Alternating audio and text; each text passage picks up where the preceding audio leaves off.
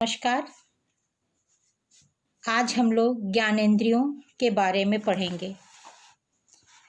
मनुष्य के शरीर में कुछ ऐसे अंग हैं जिनके द्वारा उसे बाहरी व आंतरिक वातावरण के बारे में ज्ञान प्राप्त होता है। यदि हम ज्ञानेंद्रियों के इतिहास पर दृष्टि डालें तो पहले वैज्ञानिकों ने बताया कि शरीर में केवल 5 ज्ञानेंद्रियां पाई जाती हैं। नेत्र, कान, नाक, जीभ, त्वचा। आधुनिक आविष्कारों के पश्चात वैज्ञानिकों ने एक नई ज्ञानेंद्रिय ढूंढ ली है। त्वचा में स्थित दबाव, गर्मी व सर्दी या पीड़ा की ज्ञानेंद्रियां हैं। ज्ञानेंद्रियों के प्रकार 5 प्रकार होते हैं। कान, इनका काम सुनना। नाक, इनका काम सूंघना है। जीभ, इनका काम स्वाद लेना है। त्वचा, इसका कार्य स्पर्श की अनुभूति करना है। नेत्र, इनका काम देखना है।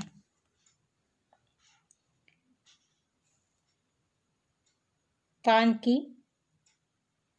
रचना। मानव जीवन के लिए यह एक अत्यंत महत्वपूर्ण है। हम संगीत का आनंद लेते हैं, पक्षियों की बोली, पानी का कलकल आदि हम कानों के द्वारा ही सुनते हैं या अनुभव करते हैं। यदि कोई व्यक्ति जन्म से बहरा है तो वह अपने आप को अत्यंत हीन समझता है, क्योंकि बहरा होने के कारण वह बोल भी नहीं सकता। कानों की स्थिति व बनावट, इनमें 3 प्रकार आते हैं। 3 भाग में कान बनता है: बाह्य कान, मध्य कान और इंटरनल ईयर। बाह्य कान, कान का जो भाग बाहर से दिखाई देता है उसे बाह्य कर्ण कहते हैं। यह खोपड़ी के दोनों ओर कनपट्टी पर बाहर की ओर निकला हुआ रहता है। बाह्य कर्ण कार्टिलेज से बना होता है। इसके कर्णपाली या पिन्ना कहते हैं। इसके ऊपर त्वचा का आवरण चढ़ा होता है। मध्य कर्ण, मध्य कर्ण का प्रारंभ कर्ण नली के अंतिम भाग कर्णपटल से शुरू होता है। मध्य कर्ण के 2 भाग होते हैं।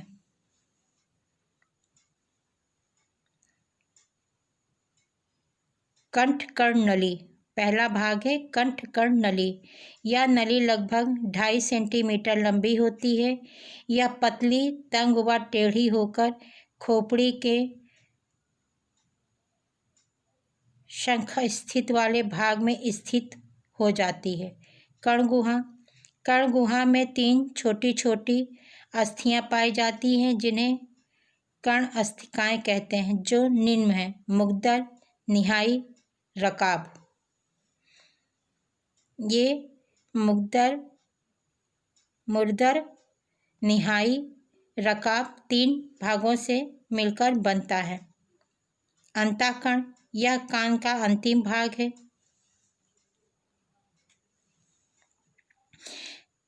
यह कान का अंतिम भाग होता है। यह कान का अंतिम भाग या खोपड़ी के कनपट्टी की हड्डी में स्थित है। इसका आकार अत्यंत जटिल होता है, अतः इसे भूल भुलैया भी कहते हैं। इसके 3 भाग होते हैं। प्रत्येक अस्थि के आकार व स्वरूप के अनुसार उनका नाम दिया गया है। इसमें मुग्दर, मुग्दर का हत्था एक और कर्णपटल का स्पर्श करता है तथा ऊपरी गोल भाग निहाई के सिरे से जुड़ा होता है। निहाई का लंबा सा प्रवर्ध तीसरी अस्थि रकाब से जुड़ा रहता है। मध्य कर्ण की अस्थियां आपको डायग्राम में दिखाई दे रही हैं। इस छिद्र के नीचे एक गोल छिद्र भी रहता है जो महीन झिल्ली से बंद रहता है। मध्य कर्ण से एक नली नासा गुहा तक जाती है। नाक से वायु इसी नली के द्वारा मध्य कर्ण में आती है। अतः कर्ण पटल या दोनों ओर एक समान वायु का दबाव होता है। इस तरह जब बाहर की ध्वनि कर्ण पटल से टकराती है तो पटल में कंपन होता है, जिसे तीनों अस्थियां कान के अंदर पहुंचाती हैं।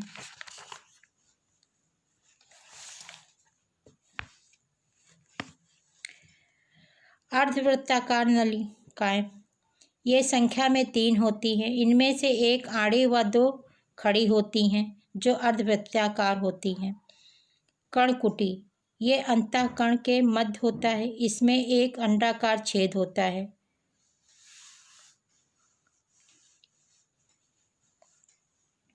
सुनने की क्रिया किसी भी प्रकार की आवाज़ होने पर उसके आसपास की हवा में एक प्रकार की लहरें उत्पन्न होती हैं, जिन्हें ध्वनि तरंगे कहते हैं।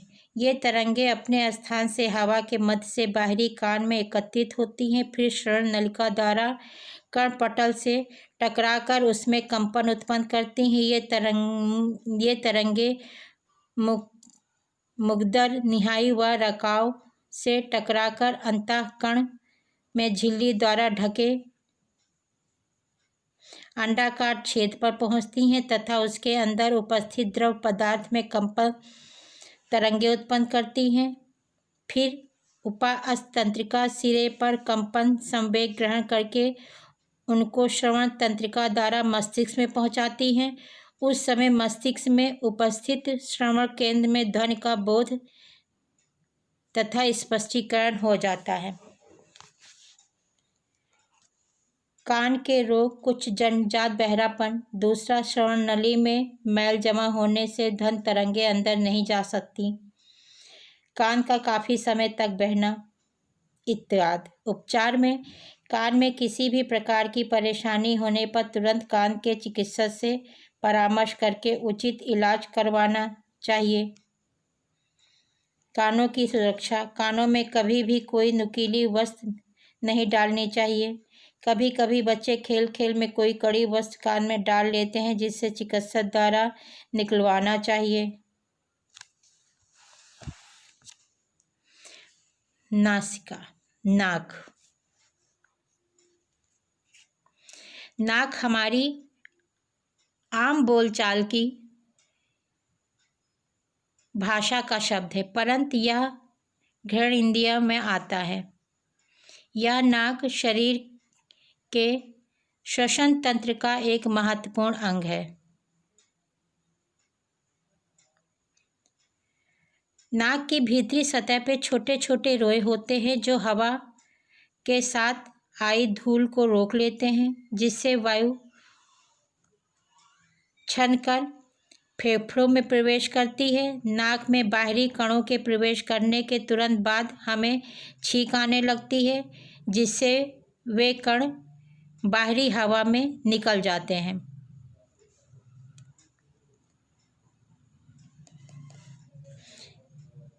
स्वादेंद्रिय, जीभ। बोलचाल की भाषा में जिह्वा को जीभ कहते हैं। जीभ के द्वारा हमें भोजन के विभिन्न प्रकार के स्वादों का अनुभव होता है। जीभ के अंदर श्लेष्मिक झिल्ली की परतें चढ़ी होती हैं, जो संकुचन व प्रसार की क्रिया करती हैं। श्लेष्मिक झिल्ली के चारों ओर छोटे छोटे अंकुर होते हैं, परंतु पीछे के अंकुर कुछ बड़े होते हैं। इन्हें स्वाद कलिका कहते हैं। इन स्वाद कलिकाओं में तंत्रिकाओं के सिरे होते हैं, जिनमें भिन्न भिन्न स्वादों का ज्ञान होता है। अतः यदि जीभ में विभिन्न प्रकार के स्वाद को चखने की क्षमता नहीं होती है तो हमें स्वादिष्ट भोजन का आनंद प्राप्त नहीं हो पाता। इसके साथ साथ भोजन करते समय चबाने की क्रिया में जीभ में निरंतर चलने से लार ग्रंथियां सक्रिय हो जाती हैं तथा लार अधिक मात्रा में उत्पन्न होता है। लार स्टार्च के पाचन के लिए महत्वपूर्ण स्राव है। यदि हम स्वाद कलिका की खड़ी काट देखें तो इसके भीतर न्यूरॉन स्थित होता है जिससे स्वाद तंत्रिकाएं निकलती हैं। नेक्स्ट आता है त्वचा।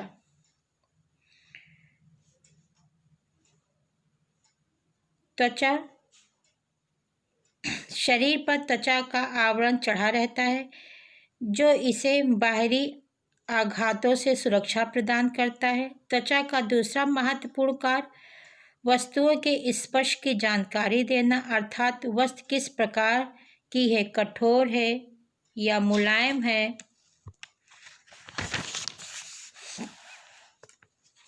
खुरदुरी है या चिकनी, गर्म या ठंडी, तरल या ठोस, यह सब त्वचा के स्पर्श से ज्ञात होता है।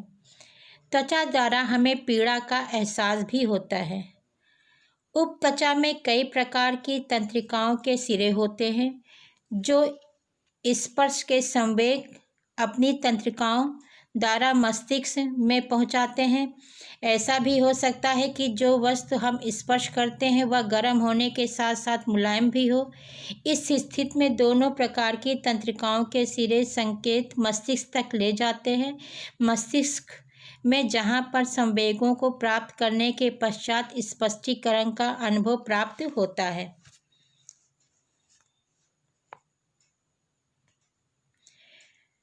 त्वचा के चित्र को देखिए, उसमें देखिए स्वाद के संवेदी न्यूरॉन हैं, अक्षतंतु हैं और त्वचा में संवेदनाएं दबाव, स्पर्श, गर्मी, ठंडा, पीड़ा इत्यादि से पता चलती हैं। नेक्स्ट आता है नेत्र। नेत्र को सभी ज्ञानेंद्रियों में सर्वश्रेष्ठ स्थान प्राप्त है। इसके बिना मानो जीवन अंधकार में हो जाता है। यह अंग ईश्वर की अत्यंत कोमल व सुंदर रचना में से एक अद्भुत रचना है। नेत्र की बनावट, इसको दो भागों में विकसित किया गया है। नेत्रों की बाहरी बनावट, दूसरा है नेत्रों की आंतरिक बनावट। नेत्रों की बाहरी बनावट मनुष्यों की खोपड़ी के भीतर नाक के दोनों ओर अस्थियों का एक एक गहरा गड्ढा है जिसे नेत्र गुहा कहते हैं। इन्हीं गड्ढों में एक एक आंख सुरक्षित रहती है। बंद आंख बाहर से देखने पर इसकी आकृति बादाम या मछली की आंख की तरह होती है, परंतु गड्ढों की उपस्थिति के कारण आंखें गोल दिखती हैं। नेत्र के पूरे गोल भाग को नेत्र गोलक कहते हैं। अंदर से नेत्र गोलक कुछ उभरे दिखते हैं। नेत्र गोलक में पेशियां लगी रहती हैं जिससे वे इधर उधर घूम सकती हैं तथा इन पर वसा की दृढ़ परत चढ़ी रहती है। नेत्रों के बाहर तथा ऊपर की ओर अश्रु ग्रंथियां होती हैं जो आंसू उत्पन्न करती हैं। पलकों के स्वतंत्र भाग में एक तिरछी नली निकलती है जिसके द्वारा ये आंसू आँखों के पास गिरते हैं। इसी नली के मीडियल सिरे से एक अन्य नली प्रारंभ होती हुई सीधी नाक में खुलती है। इसे अश्वनासा नली कहते हैं। यह अनैच्छिक तंत्रिकाओं द्वारा नियंत्रित होती हैं। प्रत्येक आँख के ऊपर एक टेढ़ी रेशेदार लकीर होती है। इसमें छोटे छोटे बाल होते हैं, इन्हें भौहें कहते हैं। ये आँखों को बाहरी सुंदरता प्रदान करती हैं। आँखों की आंतरिक बनावट, आँखों की आंतरिक बनावट आपको चित्र में प्रदर्शित हो रहा है। नेत्र गोलक, इसका व्यास लगभग 2.5 सेंटीमीटर होता है। यदि नेत्र गोलक की आड़ी काट देखें तो यह ज्ञात होता है कि नेत्र गोलक अंदर से खोखले होते हैं जिनमें जेली जैसा तरल पदार्थ भरा रहता है। श्वेत पटल या बाहर यह भाग बाहर से दिखाई देता है। यह कठोर रेशेदार तंतुओं का बना होता है। सामने का उभरा भाग पारदर्शक। इसके अतिरिक्त संपूर्ण नेत्र का 2/3 भाग अपारदर्शक होता है। इस भाग से प्रकाश अंदर जाता है। मध्य पटल। नेत्र गोलक की दूसरी परत के ऊपर वाला बीच का भाग चमकीला होता है। इसे शुभ्र मंडल कहा जाता है।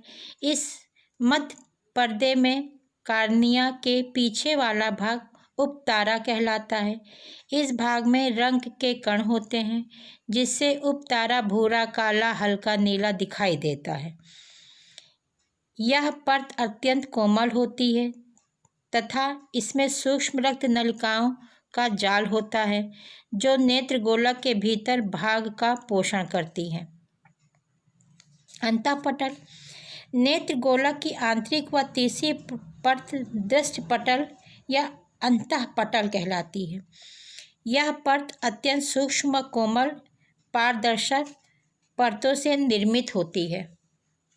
यह देखने में एक महीन जाल जैसा होता है। इनमें अनेक तंत्रिकाएं तथा रक्त वाहिनियां रहती हैं।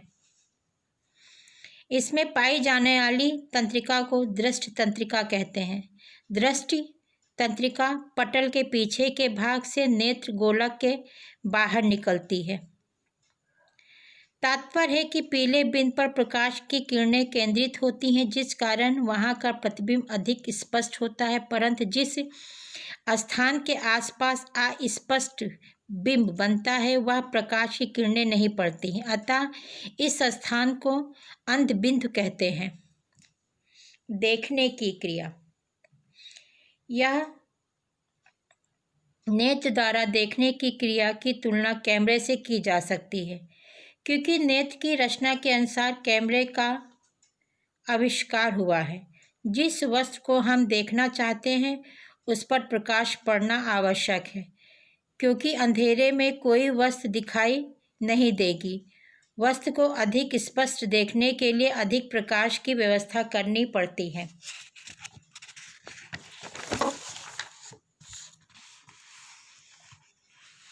जब प्रकाश की किरणें वस्तु पर पड़ती हैं तो उस वस्तु से प्रकाश की किरणें आँखों में पहुँचती हैं और कार्निया, पारदर्शक द्रव्य, पुतली तथा लेंस के पारदर्शक द्रव में से गुजरकर दृष्टि पटल पर केंद्रित होकर वैसा ही चित्र बनाती हैं। परंतु दृष्टि पटल पर कैमरे की भांति वस्तु का चित्र उल्टा बनता है। जब दृष्टि तंत्रिकाएं मस्तिष्क को सूचना भेजती हैं तब उसका स्पष्टीकरण होता है। दूर या पास की वस्तु से निकली प्रकाश की किरणें उचित दिशा में रुककर एक बिंदु पर केंद्रित करने की क्रिया को संयोजन क्रिया कहते हैं। सिलियरी पेशियों में संकुचन तथा विमोचन होने से यह क्रिया संपन्न होती है। जब हम पास की वस्तु को देखते हैं तो ये पेशियां संकुचित होकर ताल के पेशीय बंधनों को ढीला कर देती हैं, जिस कारण ताल के दोनों ओर के उभार अधिक बढ़ जाते हैं और जब प्रकाश की किरणें उनमें से गुजरती हैं तो अधिक झुक जाती हैं, जिससे उस वस्तु का बिंब दृष्टि पटल पर केंद्रित हो जाता है।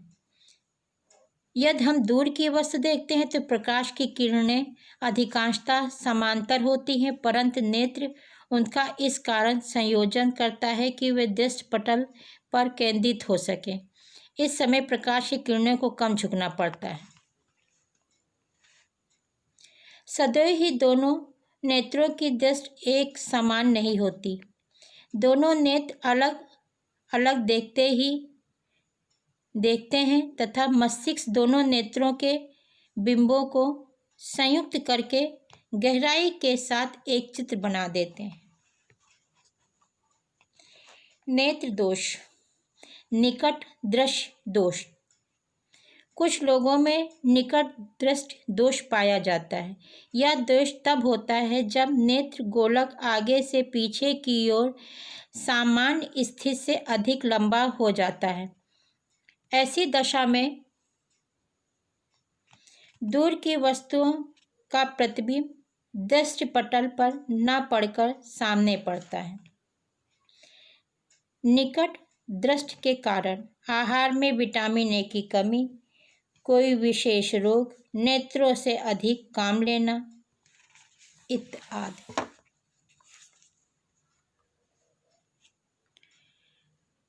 फिर आते हैं इसके लक्षण। वस्तु को समीप रख के देखना पड़ता है, नेत्रों में पानी आना, सिर दर्द होना। उपचार में आहार में विटामिन ए की मात्रा अधिक कर लेनी चाहिए। नेत्र चिकित्सक से परीक्षण करवाकर उचित चश्मा पहनना चाहिए। आगे आता है दूर दृष्टि दोष। इस स्थिति में नेत्र गोलक आगे से पीछे की ओर सामान्य स्थिति में कम लंबा हो जाता है। इस स्थिति में वस्तु पे पड़ने वाली प्रकाश किरणों का केंद्रीयकरण रेटिना के सामने न होकर पीछे होता है, अतः दूर की वस्तु दिखाई देती है परंतु पास की वस्तु देखने में कठिनाई होती है। लक्षण: आँखों से पानी बहता है, आँखें लाल हो जाती हैं, आँखें अंदर धंस जाती हैं इत्यादि। उपचार: नेत्र चिकित्सक की सलाह अनुसार इस स्थिति में जैसा वो लेंस बताए वैसे चश्मे का प्रयोग करना चाहिए।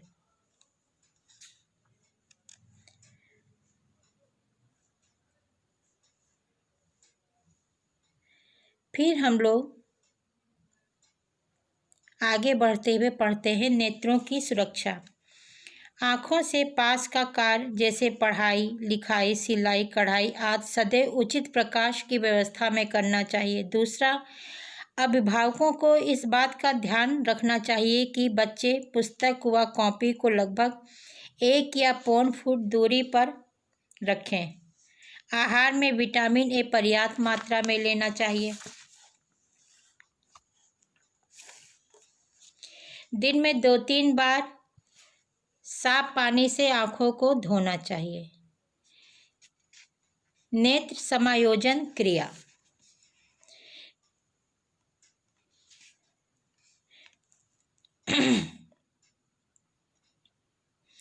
नेत्रों में कॉर्निया एक खिड़की की तरह होती है। कॉर्निया वाले भाग में से ही प्रकाश की किरणें नेत्रों में पहुंचती हैं। ये पारदर्शक होती हैं, अतः प्रकाश की किरणें कॉर्निया या पुतली से गुजरती हैं। कॉर्निया व उपताल के मध्य स्थान पर पारदर्शक पदार्थ होता है। प्रकाश की किरणें उसमें से निकल कर लेंस को पार करती हैं। पुतली का छिद्र इस प्रकार का होता है कि आवश्यकता पड़ने पर वह बड़ा व छोटा हो सकता है। जब प्रकाश अधिक तीव्र होता है तो आँख की पुतली छोटी हो जाती है, जिससे तीव्र प्रकाश से नेत्र चकाचौंध नहीं होता, क्योंकि प्रकाश का अधिक भाग भीतर नहीं जा पाता, परंतु अंधेरे में पुतली बड़ी हो जाती है, जिससे नेत्रों के अंदर अधिक प्रकाश पहुंच सके व वस्तु स्पष्ट दिखाई दे सके। लेंस पुतली के ठीक पीछे होता है। इसका कार्य यह है कि प्रतिबिंब दृष्टि पटल के